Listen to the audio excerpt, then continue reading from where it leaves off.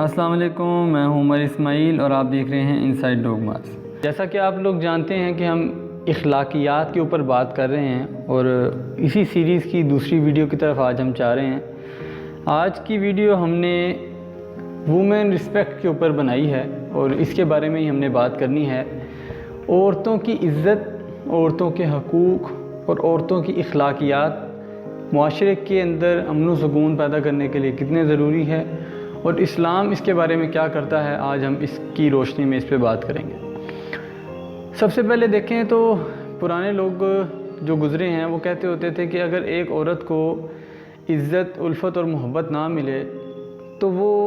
چاہتی ہے کہ وہ جس مرد کے ساتھ رہ رہی ہے اس کو چھوڑ کے کسی دوسرے مرد سے شادی کر لے،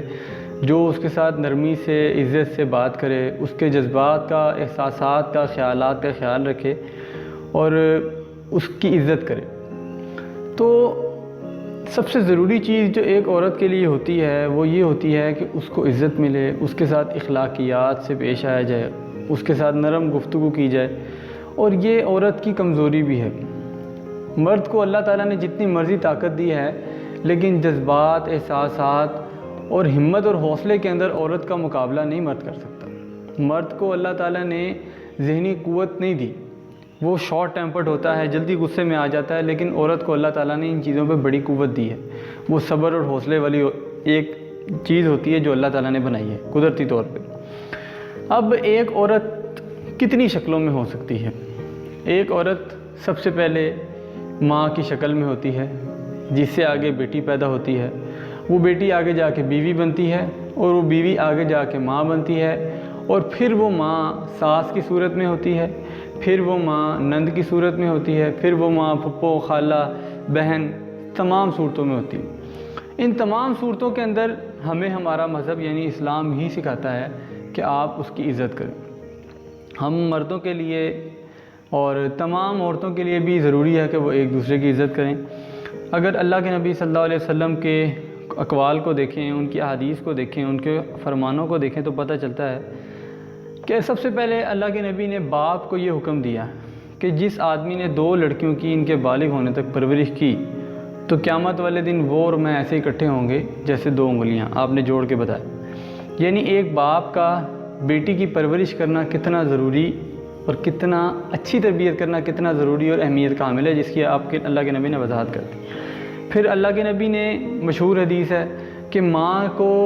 3 حق دیے ہیں، 75% حق ماں کو دیا ہے۔ ماں کے پاؤں کے نیچے جنت کا کہا ہے، ماں کو کہا ہے کہ تمہاری ماں کے تم پہ 3 گنا حق ہیں، پھر باپ کا حق ہے، یعنی عورت کو ماں کے روپ میں بھی کتنی عزت دی ہے۔ اس کے بعد بیوی کے لیے فرمایا کہ تم میں سے سب سے بہترین شخص وہ ہے کہ جو اپنے گھر والوں کے لیے اچھا ہے، اور میں اپنے گھر والوں کے لیے اچھا ہوں، بہترین مومن وہ ہے۔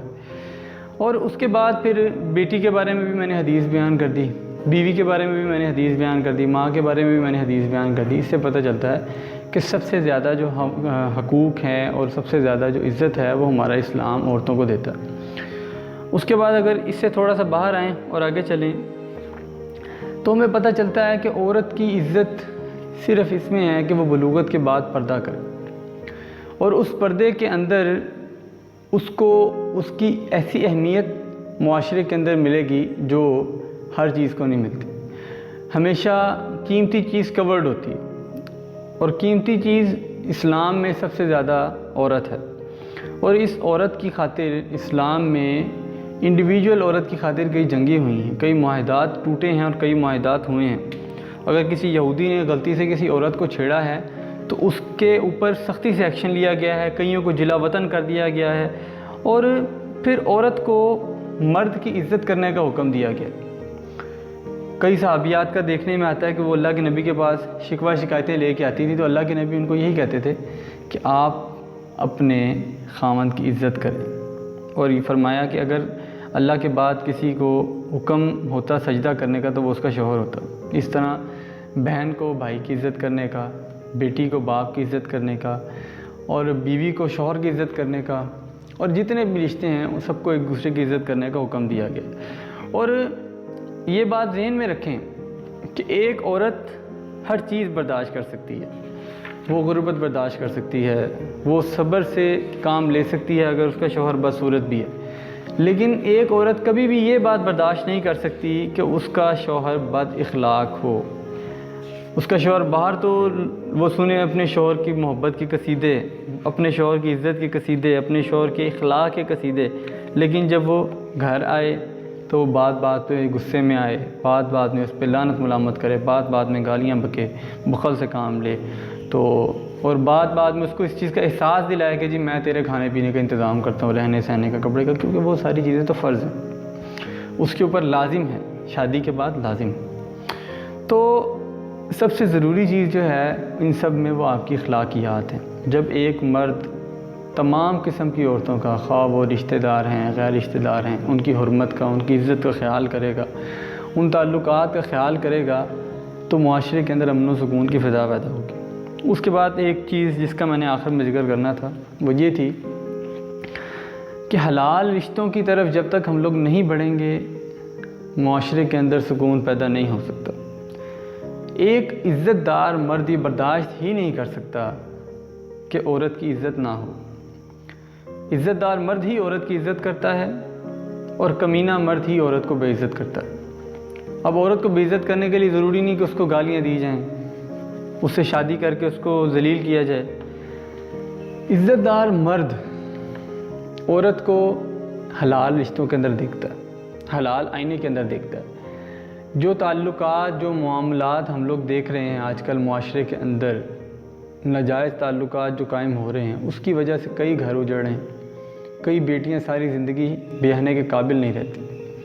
کئی بیٹیوں کی عزت خراب ہو جاتی. اور ہم لوگوں کو جب یہ ذہن میں بات آ جائے گی کہ میری بہن بھی گھر میں بیٹھی ہے، وہ بھی پڑھنے جاتی ہے، وہ بھی بازار جاتی ہے، تو آپ کی نظریں، آپ کی نگاہیں، آپ کا جسم اپنے آپ حرام کام کی طرف جانے سے رک جائے گا، دیکھنے سے، بات کرنے سے، ان سب چیزوں سے رک جائے گا. لمیٹڈ معاملات میں جیسے دکانداروں سے بات کرنے کے اندر عورتوں کو بھی چاہیے کہ وہ اپنے لہجے کے اندر اتنا ڈھیل پنا نہ رکھیں کہ اگلے بندے کا دل ان کی طرف اکسائے. تو عورتوں کے لیے بھی کچھ حقوق ہیں، ان کو بھی حکم دیا گیا ہے کہ وہ پردہ کریں،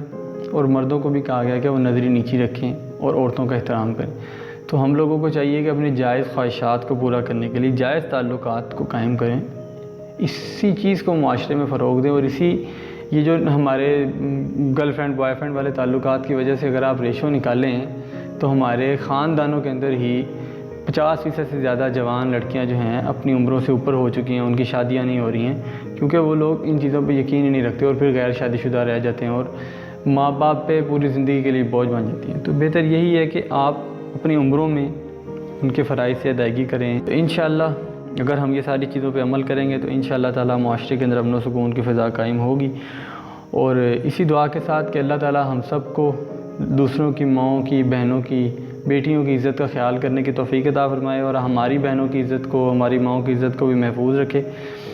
تو تب تک کے لیے اجازت دیجیے، اگلی ویڈیو میں انشاءاللہ آپ سے ملاقات ہوگی. تو اگر آپ کو ہماری ویڈیوز یہ پسند آ رہی ہیں تو آپ ہماری ویڈیوز کو لائک کریں، چینل کو سبسکرائب کریں، بیل آئیکن کو پریس کریں تاکہ آپ کو آگے آنے والی ویڈیوز مل سکیں. ہم لوگ کافی محنت کر رہے ہیں، تو آپ سے ریکویسٹ ہے کہ ویڈیوز کو زیادہ سے زیادہ شیئر کریں تاکہ ہم لوگوں کو موٹیویشن ملے. تب تک کے لیے اجازت دیجیے، اللہ نے کے بعد.